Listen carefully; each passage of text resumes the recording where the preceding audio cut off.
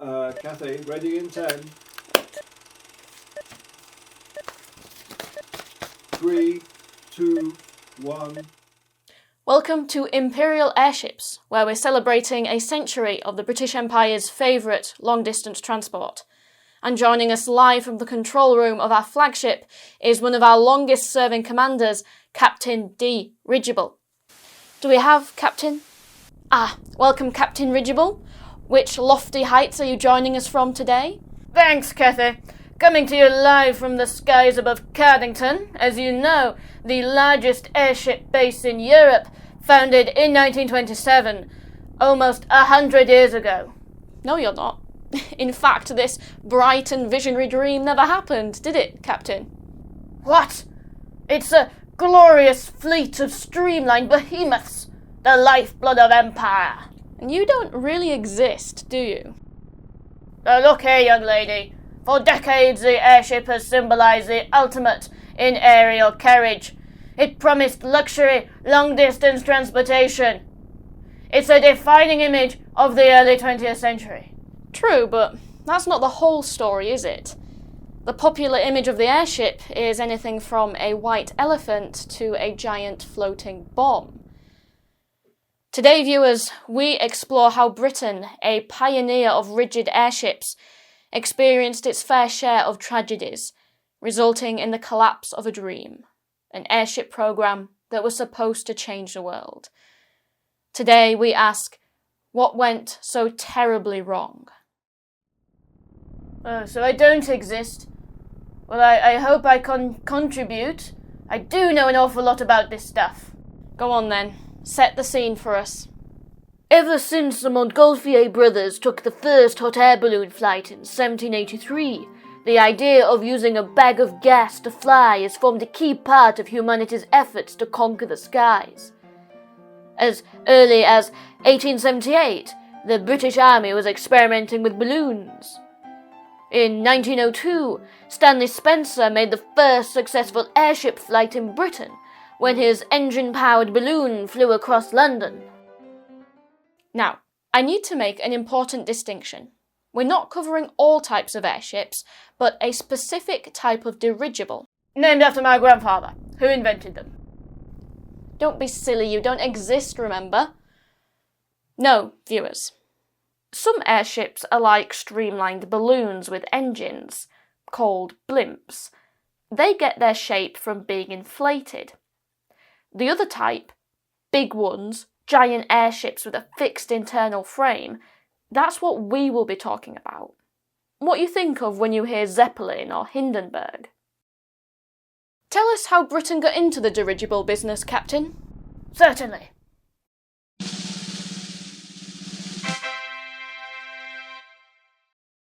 Inspired by the early successes of Count Zeppelin in Germany, in 1909 the British government assigned £35,000 to the development of a similar concept.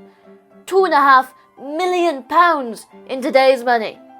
This would become the first British rigid airship, His Majesty's Airship No. 1, nicknamed Mayfly.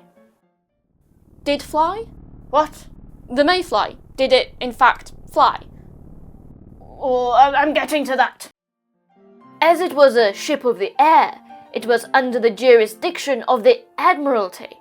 No sane person would let the army near such a craft, and the upstart Royal Air Force had not yet been invented. By George, the Admiralty would set about things in the Navy fashion. They built the Mayfly at the shipyards in Barrow-in-Furness. But, damn you, you forced me to concede. She would never fly.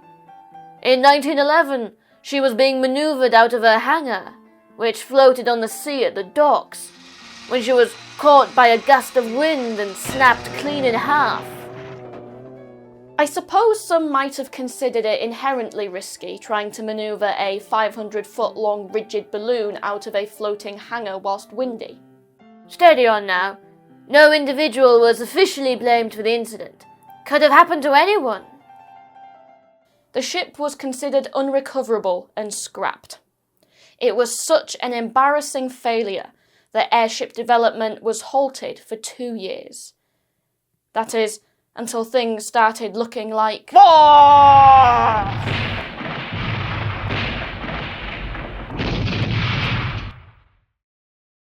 As international tensions rose, the success of the German Zeppelin programme caused the British government to rethink its rigid airship fleet.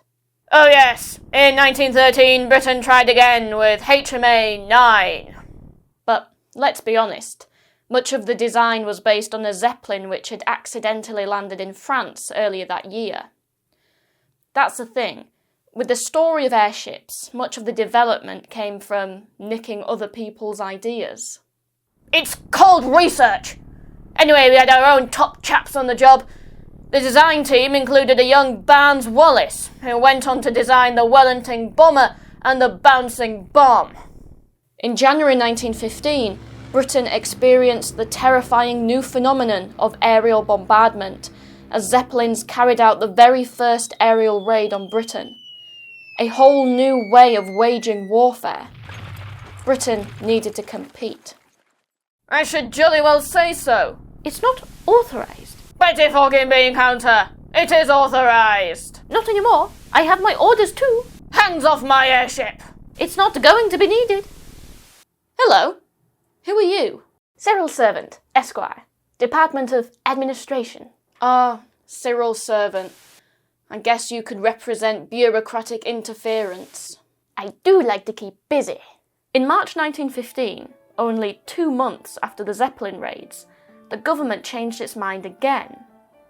The First Lord of the Admiralty, Winston Churchill, cancelled HMA-9 under the belief that the war would be over soon and the airship would not be operational by then. However, it then became clear that the war would carry on for some time, and the work recommenced after a few months. This is quite typical of the often contradictory view of the government towards its own airship programme. Over the next 20 years, government departments and ministers would argue with each other as to whether airships were worth developing. Were they the cutting edge in aviation and military technology, or just a very expensive experiment? Very expensive. HMA-9's test flight in November 1916 was the first flight of a British rigid airship. She flew to Howden, East Yorkshire, which would become a new home for the construction of British airships. Following the success of HMA-9, the Admiralty ordered a fleet of ever more ambitious airships. In December 1917, HMA-23 gave many British citizens their first glimpse of a British rigid airship in flight. It circled over London and flew a series of victory flights at the end of the war. The Times reported that there was something of majesty and beauty in its steady movement. It seemed to glide through the air with the smooth motion of a vast liner in an untroubled sea. I should clarify the confusing numbering system. The Admiralty considered all airships, blimps and rigid, to be the same thing, giant floaty things, and so numbered them sequentially. So even though HMA-23 was only the third rigid airship, it was given the number 23. Ship logic. Anyway, a big theme in this story is the cooperation between Britain and the United States. Damn colonials. Valued customers. The Americans wanted their own airship fleet, and US personnel were trained aboard British airships. One of those who trained aboard HMA-23 was US Navy Lieutenant Commander Zachary Lansdowne, who would go on to command the first American rigid airship, the USS Shenandoah. He died when it crashed in Ohio in 1925. Number 26 was the first to use the prefix R for rigid.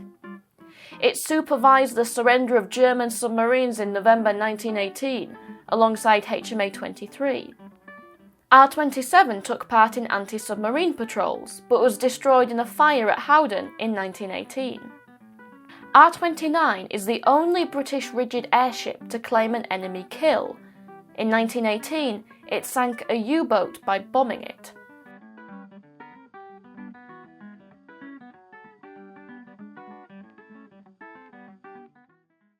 As war ended, the British airship programme had enjoyed 2 years of success. I should say so. As with any experimental technology, there were obviously learning experiences, but the airships proved themselves useful, taking part in anti-submarine patrols and improving our understanding of airship design and construction. At a cost, Captain, at a cost. After the First World War, we were facing an economic recession. We had already spent several fortunes on airships, and they had, and I must insist, no immediate usefulness. Airships are very expensive, not just to build, but to store and maintain. Treasury screws turned, and every single ship was scrapped by 1920. R31 was left in a shed with a leaky roof and allowed to rot. The fire in 1918, which had destroyed R27, had damaged the roof, and it had not been properly repaired. When an inquiry was held to determine who was responsible, no one knew why she was still at Howden. She was sold for scrap. Damn disgrace! Someone should be horsewhipped! Incompetence and neglect. This is a good place to illustrate the rapid development in airship size and speed, because with every successful prototype, they were getting bigger and faster. Even the Mayfly was 512 feet long with an estimated max speed of 43 miles per hour. R31 was 615 feet. The biggest of them all, R101, which we'll come to, was 777 feet long. Those look absolutely splendid little drawings, my dear, but I must make one thing abundantly clear. With airships, it's all about size, strength, and weight. And above all, size matters. For airships, size makes a big difference. To illustrate, here is someone your size.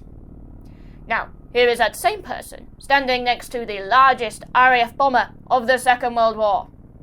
And here is that same bomber next to an airship I'm sure you're going to talk about in a minute. I take the point, Captain. The Stirling bomber was 87 feet long. You could fit 9 Stirlings along the length of R101, and the wingspan easily fits inside the airship's width. Ha! You could hide a whole squadron of those piddling little things in an airship like R101.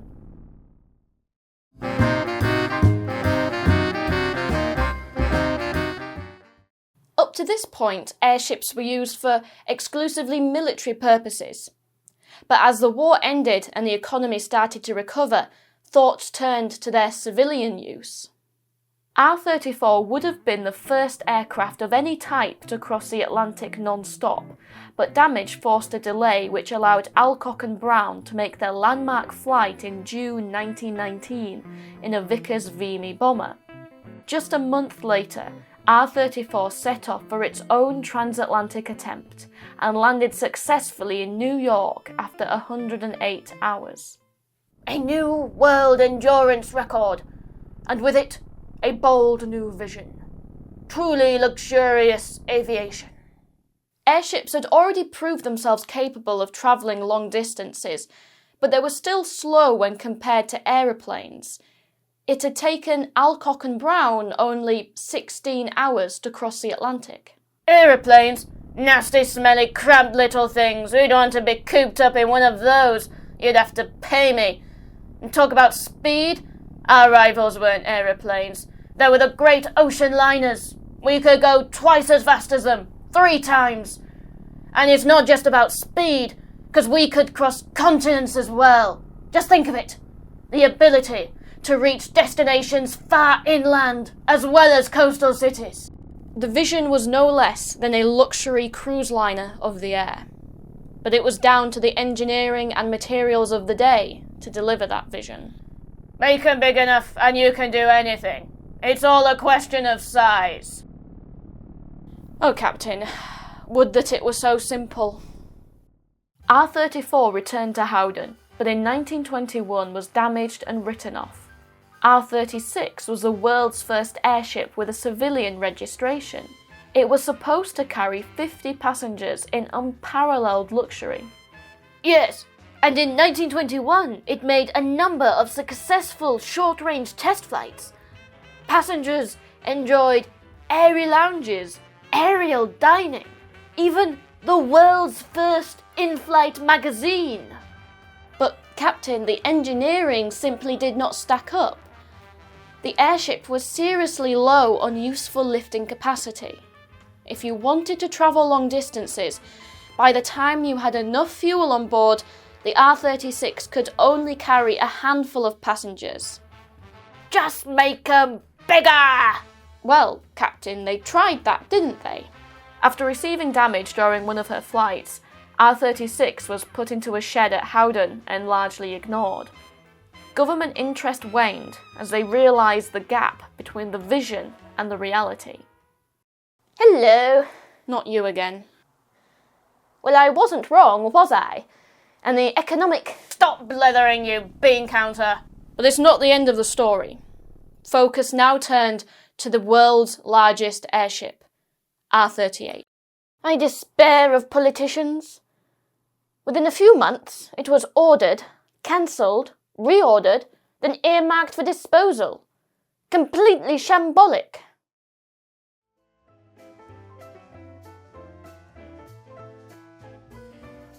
We got it past you, and the R-38 was more like it. 699 feet long and up to 70 miles per hour. At this size, we could carry the passengers and the fuel. But we simply could not afford the extravagance. Instead of being cancelled or scrapped, she was sold to the US Navy. But when she was completed in 1921 and ready for tests, problems soon emerged. Officers requested 150 hours of test flights to iron out any issues before it flew across the Atlantic. The Air Ministry, however, decided that 50 hours would be enough. They were under pressure from the government to hand it over to the Americans as soon as possible. The US ambassador was so worried that he considered asking the US to cancel the purchase. He confided privately that, I distrust the whole undertaking of the R-38 crossing the Atlantic, particularly at this time. When I saw the airship at Fulham, I had an involuntary distrust of the whole business, and I have really worried a great deal about it. You heard what Captain Ridgeable said. To solve the equation of speed, range and lifting capacity, size really did make a difference. But you can only make things so big before the structure starts to become fragile. R-38 took flight on its journey across the Atlantic on the 24th of August 1921. Little did the occupants know that they were about to suffer the first of the world's major airship disasters. On board were 49 passengers and crew, including British and American military personnel, and the ship's designer, Charles Campbell. It flew over Hull, watched by thousands of civilians. But their awe soon turned to horror as they saw the outer cover begin to wrinkle. Inside, there was a catastrophic structural failure. Internal girders began to collapse and the airship split in two. The forward section burst into flames with an explosion that could be heard across the city. The remains fell into the River Humber as another massive explosion showered metal and burning petrol over the area. Of the 49 people on board, only 5 survived. Charles Campbell, the designer, died with his creation. I demand a full inquiry. You got 3. The Air Ministry and Admiralty blamed each other. Eventually, an independent inquiry was formed. They found that, as it flew over Hull, a series of tests were performed on the rudder and elevator. This involved a number of rapid, harsh turns which placed severe stress on the internal structure. The design team had not calculated how the ship would handle such stresses during high-speed manoeuvres, and the testing program had been cut by 2/3. I'm trying to avoid the trap of saying that this tragedy could have simply been avoided, but had those calculations been made, Had the full 150 hours of testing been given, and had the authorities not placed such pressure on the quick delivery of the airship, then maybe things would have turned out differently. The journal Nature, published only a few months after the tragedy, wrote that the airship was a great experiment and on some important points designed without sufficiently exact knowledge of the conditions to be met. Policy, first dictated by the Admiralty and more recently by the Air Ministry, has never given any effective opportunity for the accumulation of the scientific knowledge on which, alone, rapid advance in construction could safely proceed. Now, for the second time, airship development is to be abandoned and no further research is to be undertaken. Whatever may be the future of the airship, it appears to be true that the British authorities have never allowed it an opportunity of justifying itself.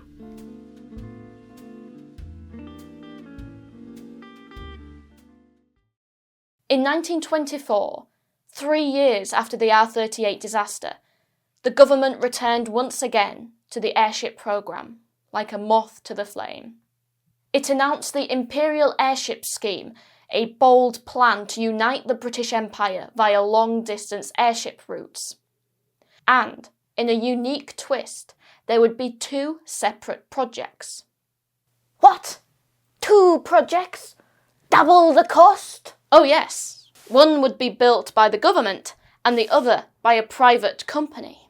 R100 was built by the private Airship Guarantee Company based at Howden, with Barnes Wallis as chief designer. The public sector R101 was built at the government's Royal Airship Works at Cardington, Bedfordshire. The 2 teams vied to prove the superiority of their design. The first to fly was the private sector R100. In July 1930, it made a successful flight to Canada, a voyage of some 3,300 miles in just 78 hours. This was a mass media sensation. Thousands came to greet the massive visitor. Photographs of R100's incredible size flashed across the Atlantic. R100 had just taken the upper hand. How would the R101 team respond? They decided to fly R101 to India to coincide with the Imperial Conference, which hoped to strengthen ties between Britain and her Empire dominions. Amongst my people, the airship programme was still under close scrutiny. Many considered it a white elephant. If R101 could successfully fly to India, then in one fell swoop, the designers would prove the superiority of their design, and the government would be convinced of the necessity of the airship programme. As Sir Maurice Deane of the Air Ministry recalled, "No one connected with airships had the slightest doubt that the flight would be a tremendous success." But R101 had already needed substantial modification. Based on early test flights, it, like its predecessors, was short of carrying capacity. The hull was extended to fit in extra gasbags, which would create additional lift. With this extra length, R101 was now 777 feet long, the biggest airship in the world. It was also bigger than R100, which was only 731 feet long. There was considerable pressure to get R101 ready in time for its scheduled flight. If it was successful in reaching India, it would be revolutionary. The existing Imperial Airways aeroplane service to Karachi took 8 days, with 21 fuel stops en route. By comparison, R101 would take just 5 days. The aeroplane might fly faster than the airship, but with fuel stops, the tortoise would beat the hare. And not just that, it would have unprecedented passenger accommodation. Previously, everyone, passengers and crew, stayed in gondolas suspended under the main airship. But both R100 and R101 would be the first to use a space inside the airship. R101 boasted 2 decks, a 60-seater dining room, and a smoking room, all with spectacular views. It was a lavish, floating hotel. The top brass of British aviation boarded the airship for her landmark flight. They included the Air Minister Lord Thompson and Director of Civil Aviation Sir Sefton Brancker. Brancker was the one who took a chance on a young Amy Johnson, enabling her record-breaking flight, so I'm always struck by the way that historical figures intertwine. Many of the crew from R100 were transferred to R101. On the 4th of October 1930, R101 set off for Karachi. The weather forecast that morning was decent, with 20 to 30 mile/hour winds predicted over northern France. This wasn't considered a significant problem for the voyage. But during the flight, the weather worsened, with winds reaching 50 miles/hour. What's more, they were heading for the Beauvais Ridge, an area notorious for turbulent winds. A split developed in the upper nose area of the outer cover. This created drag and damaged the gasbags, which caused the airship to lose lift. It began to dive. Despite the efforts of the crew, shortly after 2 a.m. on the 5th of October, as the passengers were asleep in their beds, R101 impacted the ground and burst into flames. 48 of the 54 people on board were killed. The 6 survivors were all crewmen.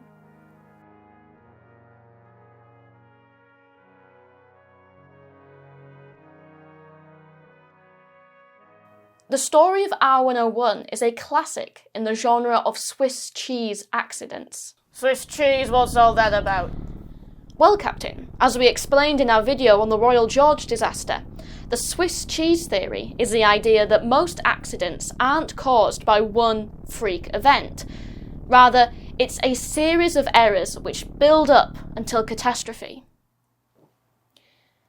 There wasn't one thing which caused R101 to crash. It was a series of mistakes which built up until disaster. One problem was the weather. Forecasts showed that the weather would deteriorate over northern France, but the decision was made to fly anyway. When it became clear that the weather was a lot worse than anticipated, the decision was made to just push through it. Another was the fact that the crew were tired, having been on continuous duty with little rest. R101 would face the most challenging flight of any British rigid airship, and the crew were not at their best condition. To make matters worse, at 2 a.m., as they were flying through the storm, there was a shift change. This meant that less experienced crew who hadn't adjusted to the ship were now put in a very difficult situation. Before the flight, concerns were raised over the quality of the outer cover. Most of this was reinforced, except for the nose area around the gasbags, the area which split in the storm. As Peter Masefield writes in his authoritative biography of R101, a few £100 saved there possibly cost the fortune of R101 and all aboard. Finally, R101 was deemed airworthy after a single 16-hour test flight in good conditions.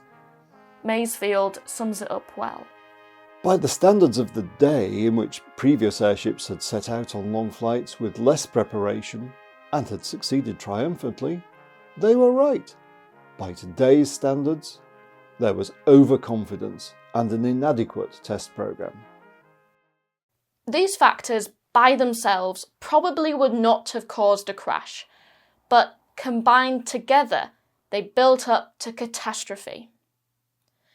The pressure placed on R101 to outdo its private sector rival R100 probably made it more unsafe.